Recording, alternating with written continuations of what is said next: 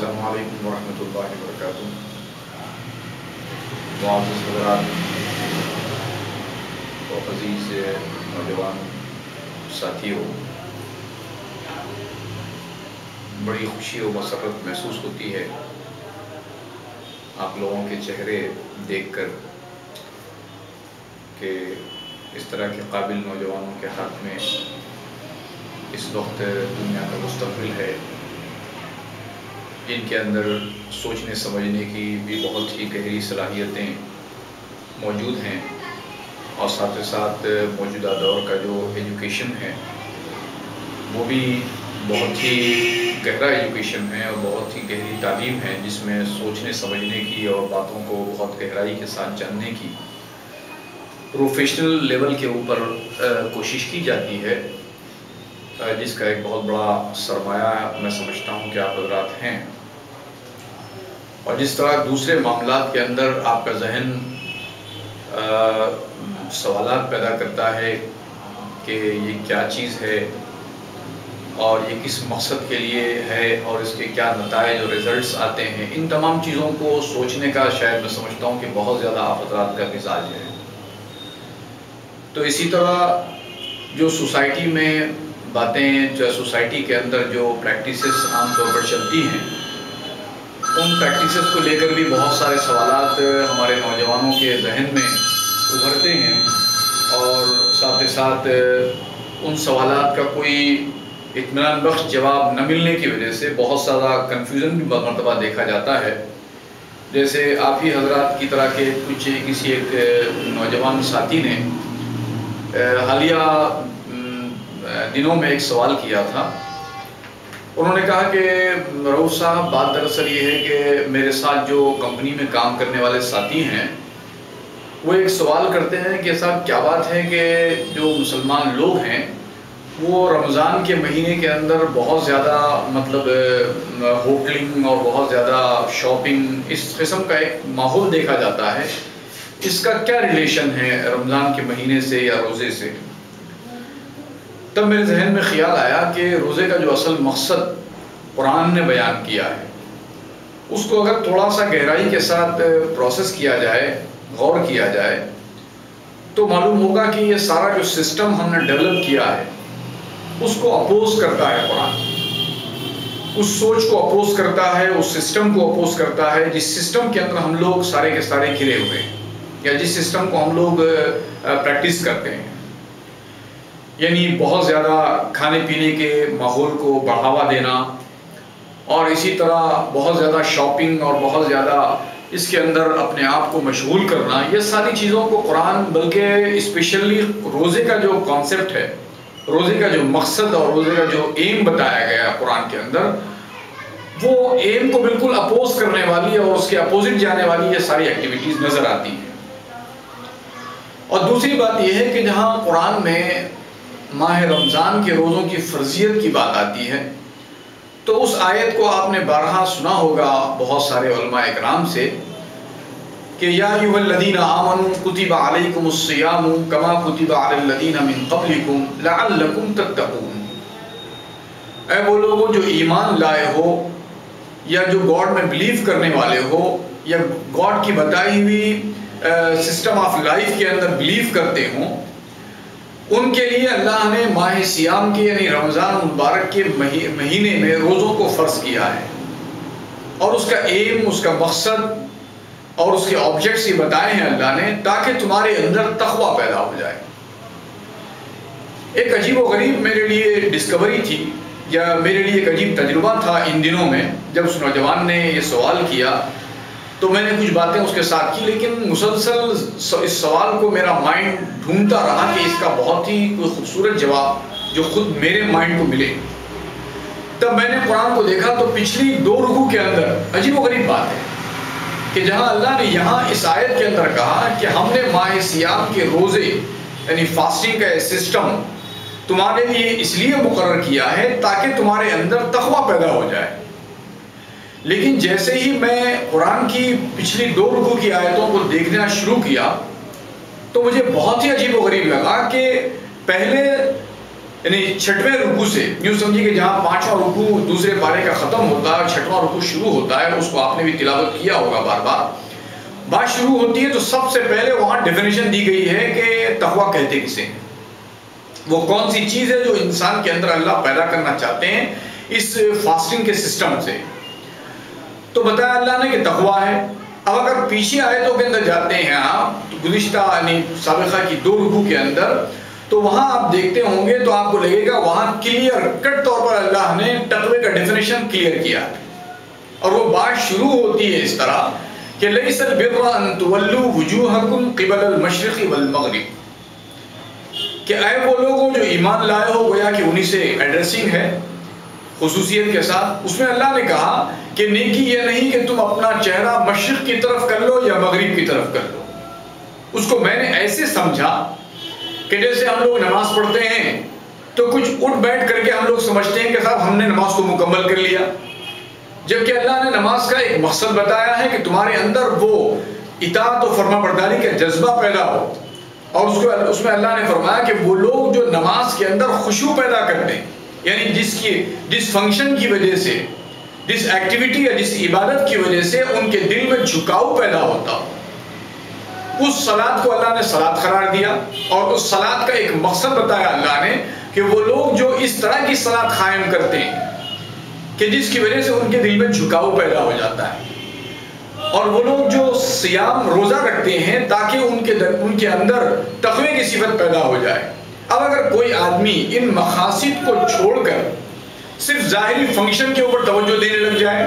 کہ میں بہت زیادہ اس بات کی کوشش میں لگ جاؤں کہ صاحب میری نماز کی رکوع صحیح ہو جائے بہت اچھی طریقے سے، اور اس کے الفاظ کا تلفظ صحیح ہو جائے، یقیناً وہ بھی ہونا ہی چاہیے، لیکن اس کے ساتھ ساتھ جو اس کی بیسک ہے، ساتھ ساتھ اس کی جو روح ہے، ساتھ ساتھ اس کی جو اسپرٹ ہے، ساتھ ساتھ اس کا جو ریزلٹ ہے، جس کمبینیشن کی وجہ سے وہ ریزلٹ پروڈیوس ہونے والا ہے، اس کو اگر میں اگنور کر دوں، اس کو میں بھلا دوں، تو پھر معاملہ سارا کا سارا الٹ جائے گا.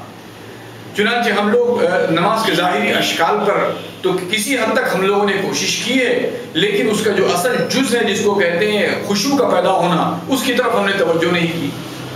اور اسی طرح ہم نے ماہ سیام میں روزے رکھنے کا اہتمام، یعنی صبح سحر کے وقت میں اٹھنا بڑے اہتمام کے ساتھ، اور دن تمام اپنے آپ کو کھانے پینے کی چیزوں سے روکے رکھنا، اور بہت ہی اہتمام کے ساتھ پھر یعنی اس کے اوقات کی بہت زیادہ رعایت رکھتے ہوئے ہم افطار کرتے ہیں. ان تمام ظاہری شکلوں کی اس کی بہت زیادہ رعایت کرتے ہیں،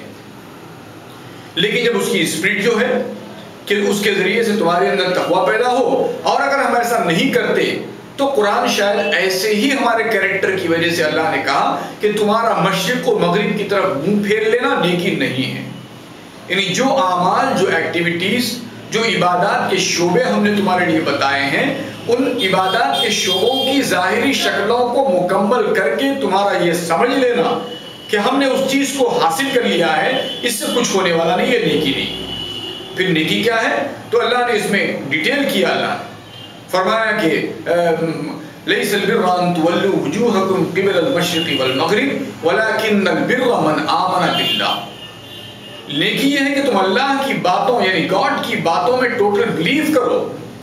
والیوم الآخر، اور خدا سے ملاقات کا، خدا سے میٹ کرنے کا تم کو یقین ہو، والملائکتی، اور جو خدا کے فرشتے ہیں، خدا کی کائنات میں انتظام چلانے والی جو فیکلٹیز ہیں، ان فیکلٹیز کو ویسے ہی بلیو کرو جیسے بلیو کرنے کا خدا نے حکم دیا ہے. والکتابی، اور خدا نے جن کتابوں کو تمہارے لیے گائیڈنس بک کے طور پر بھیجا ہے اس کو تم ویسے ہی لو جیسے کہ اس نے اس کی اہمیت دی ہے، اس کی جو امپورٹنس بتائی ہے اللہ نے، اس امپورٹنس کو ویسا ہی دو جیسا خدا ڈیمانڈ کرتے ہیں. والنبیین، اور جو میسنجرز ہیں، جو پیغمبر ہیں، ان کے میسیج کو، ان کی بتائی ہوئی کریکٹر وائز ویلیوز کو وہی ویلیو دو جو ویلیو انہوں نے ڈیمانڈ کیا. اور اس کے بعد پھر اللہ کہتے ہیں وَآتَ الْمَالَ عَلَىٰ حُبِّهِ، اور اپنے مال کو دینا اس کی محبت میں، ذوی القربى والیتامى والمساکین وابن السبیل، قرابت داروں کو، ریلیٹیوز کو، یتیموں کو، مسکینوں کو، وابن السبیل والسائلین، اور مانگنے والوں کو، وفي الرقاب اور گردن کے چھڑانے یعنی مصیبتوں سے لوگوں کو آزاد کرانے کے لیے اپنی پوری یعنی انرجیز کو یوز کرنا. وفي الرقاب وأقام الصلاة وآتى الزکاة اور صلاۃ کو قائم کرنا اور پیوریفیکیشن دینا، زکوٰۃ کو دینا، اپنے مال کو پیور کرنا. اس قسم کے اپنے مال میں سے ان تمام ایکٹیویٹیز کے لیے اپنے آپ کو انوالو کریں گے. وَالْمُوفُونَ بِعَهْدِهِمْ إِذَا عَاهَدُوا اور اپنے کیے ہوئے کمٹمنٹس کو فلفل کرنا جبکہ تم نے کمٹمنٹس کر لیے. وَالصَّابِرِينَ فِي الْبَأْسَاءِ وَالضَّرَّاءِ اور ثابت قدم رہنا، اپنے آپ کو قائم رکھنا، اپنے آپ کا اسٹیبلشمنٹ کرنا ان کاموں کے لیے پوری پابندی کے ساتھ، پوری ایکٹیویٹی کے ساتھ، پوری سورس اور پوری طاقت کے ساتھ، کسی بھی حالت کے اندر، چاہے کتنی تکلیف آئے، چاہے کتنی مشکل آئے، ان تمام کمٹمنٹس کو جو آپ نے کیے ہیں خدا کے ساتھ ان کو فلفل کرنا. اس کے بعد اللہ کہتے ہیں اولئک الذین صدقوا واولئک هم المتقون. وہ لوگ جنہوں نے یہ کیریکٹرز اپنے اندر بلڈ کیے ہیں، اللہ نے کہا کہ یہی لوگ تصدیق کرنے والے ہیں، یہی لوگ سچے ہیں، یہی لوگ خدا کی باتوں کو اکنالج کرنے والے ہیں. وَأُولَئِكَ هُمُ الْمُتَّقُونَ یہی لوگ متقی ہیں. اب آپ دیکھتے ہیں تو قرآن پاک یہ چاہتا ہے کہ ایک انسان کو صبح سے لے کر شام تک اپنے آپ کو کھانے پینے کی چیزوں سے روک کر وہ اپنے اندر کسی بھوکے کا احساس کر سکے کہ بھوک کیا ہوتی ہے اس کو معلوم ہو. ایک اپنی ضروری نیڈز کے اندر سے وہ اپنے آپ کو روک کر اس میں سے بچا کر اپنے ان بھائیوں کو دے جو بھائی مختلف کیٹیگریز کے اندر آپ کے سامنے مختلف حالات کے اندر ہیں، ان کو اپنے مال میں سے دے. اور پھر ساتھ ساتھ قرآن کی دوسری آیات کو اور دیکھنے سے اندازہ ہوتا ہے کہ یہ جو اللہ نے ماہ سیام کے روزے فرض کیے ہیں اس کا ایک بنیادی مقصد یہ ہے کہ سیلف کنٹرول انسان کے اندر پیدا ہو. یہ اس لیے میں کہہ رہا ہوں کہ جب میں صلاۃ کے ریلیشن کی باتوں کو دیکھ رہا تھا تو مجھے سورہ مجادلہ جو 28 پارے کی ابتدائی صورت ہے اس کے اندر ایک واقعہ ملا کہ جس طرح آج کے ماحول میں لوگ اپنی وائف کے ساتھ جہالت کا معاملہ کرتے ہیں اور جب ان کو غصہ آ جاتا ہے،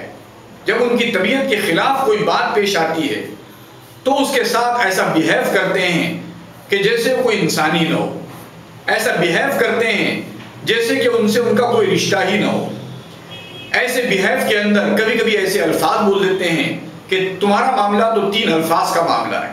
یعنی میں اگر کہہ دوں گا طلاق طلاق طلاق تو تمہارا میرا رشتہ ختم ہو جائے گا. اسی قسم کی جہالت کا ایک کانسیپٹ عرب کے اندر اسلام کے یا رسول اللہ صلی اللہ علیہ وسلم کے آنے سے پہلے موجود تھا. چنانچہ اس زمانے میں اس قسم کی حرکت کو، اس قسم کے ایٹیٹیوڈ کو وہ لوگ زہار کہتے تھے. زہار یعنی ایک فرد سوسائٹی کا، ایک پرسن سوسائٹی کا جب وہ اپنی بیوی سے کسی بات پر ناراض ہوتا تو وہ اس سے کہہ دیتا کہ تم ویسی ہو جیسی میری ماں ہے، یعنی تم میری ماں کی طرح ہو.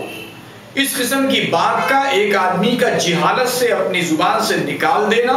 ان کے پاس کی سوسائٹی کے اندر اس کے اور اس کی بیوی کے درمیان، اس کے اور اس کی وائف کے درمیان ڈیوائڈیشن کے لیے کافی ہو جاتا تھا. سمجھا جاتا تھا کہ اب ان دونوں کے درمیان کوئی رشتہ جمنے والا نہیں، اب دونوں کو بالکل علیحدہ ہونا چاہیے. لیکن اللہ نے سورہ مجادلہ کے اندر اس قسم کی جہالت کو اللہ نے انڈورس نہیں کیا، بلکہ اللہ نے کہا کہ یہ تو جہالت کی بات ہے. کسی آدمی کی زبان سے یہ کہہ دینے سے کہ یہ عورت میری ماں کی طرح ہے، وہ ماں نہیں ہو جاتی. ماں تو وہ ہوگی جس سے اس کی برتھ ہوئی ہے، جس سے وہ شخص پیدا ہوا ہے، وہ اس کی ماں ہوتی ہے. لیکن ایک آدمی اپنے اس رشتے کے معاملے کو نہ سمجھے اور وہ اس معاملے میں اپنے آپ پر اتنا بھی کنٹرول نہ رکھ سکے کہ وہ اس قسم کی جہالت کی حرکتیں کرے تو اللہ نے ایک طرف پنشمنٹ کے لیے سمجھیے یا دوسری طرف اس کی اپنی کاؤنسلنگ کے لیے، اس کی اپنی پرسنالٹی کو ایکچوئل بنانے کے لیے اللہ نے فرمایا کہ ایسے شخص کو چاہیے کہ سوسائٹی سے ایک غلام کو آزاد کرے. یعنی کوئی اگر پرابلمز کے اندر ہو تو اس کے پرابلم سے اس کو چھٹکارا دلائے، اس کے لیے سزا بھی ہوگی اور اس کے لیے اس کی پرسنالٹی کو پیور کرنے کا بھی ایک سسٹم ہوگا. اور پھر اللہ نے کہا کہ اگر وہ ایسا نہ کر سکتا ہو تو اس کو چاہیے کہ وہ 60 دن کے 60 ڈیز کے ریگولرلی فاسٹنگ کرے، 60 ڈیز تک کنٹینیو. کیوں؟ تاکہ اپنے آپ کو کنٹرول کرنے کا جو اس کے اندر کیپیسٹی ہونی چاہیے تھی، اپنے آپ کو سیلف کنٹرول کا جو اس کے اندر کیپیسٹی اپنے آپ کو پیدا کرنی چاہیے تھی، وہ اس نے پیدا نہیں کی۔ اسی لیے اس نے ایک جہالت والا کلمہ کہا ہے۔ ایسا آدمی جب اس قسم کی کوئی ڈیفیشنسی اس کی پرسنالٹی میں پیش آتی ہے تو اس کو چاہیے کہ 60 ڈیز تک ریگولرلی فاسٹنگ کرے، اور اس کے بعد پھر وہ اپنی جو وائف ہے اس کے ساتھ اپنے کانٹیکٹس کو، اپنے تعلقات کو، اپنے رشتے کو دوبارہ بحال کر دے۔ تب تک وہ اس کے ساتھ اپنے کانٹیکٹس کو بحال نہ کرے، کیونکہ اس نے ایسی جہالت کی حرکت کی ہے۔ تو مجھے لگتا ہے کہ قرآن پاک نے جو سسٹم دیا ہے ماہ سیام میں، اس ماہ سیام کے سسٹم کے اندر آپ کو اس بات کا حکم دیا گیا کہ آپ اپنی روٹین کے اوقات میں چھوڑ کر آپ صبح کے اولین اوقات کے اندر اپنے آپ کو کھانے پینے کی چیزوں سے اور شہوات کی چیزوں سے، اپنی خواہشات کی چیزوں سے جو آپ کے لیے حلال قرار دی گئی ہیں، ان میں بھی اپنے آپ کو روکے رکھیں اور اپنے بھوک کا تجربہ کریں، اپنی پرسنالٹی کو ڈیولپ کریں۔ اس کے لیے اللہ نے ماہ سیام کے روزے فرض کیے ہیں، اور ان تمام چیزوں کے اندر ان تمام چیزوں کا خیال رکھیں جو قرآن نے بیان کیا ہے۔ لہذا اللہ نے روزے کا پرپس اور روزے کا مقصد یہ بیان کیا ہے تاکہ تمہارے اندر بچنے کی صلاحیت پیدا ہو، تقویٰ پیدا ہو، تمہارے اندر دوسرے کی ہمدردی اور خیرخواہی کا ایک جذبہ پیدا ہو۔ اس کے لیے ہم نے ماہ سیام کے روزوں کا ایک تجربہ تم کو کراتے ہیں ہر سال، تاکہ اس تجربے کے اندر، ایکسپیرینس کے اندر تم اپنی پرسنالٹی کو ڈیولپ کر سکو۔ تو میں سمجھتا ہوں کہ جو کچھ باتیں میں نے ماہ سیام سے متعلق آپ کے سامنے کہی ہیں، وہ باتیں آج کے لیے بہت کافی ہیں، اور انشاءاللہ اللہ کی ذات سے امید ہے کہ آئندہ اور مزید ہفتوں میں جو ماہ رمضان کے ہفتے چلیں گے، انشاءاللہ کچھ مزید باتیں بھی اس سے متعلق ہم لوگ آپس میں کرنے کی کوشش کریں گے۔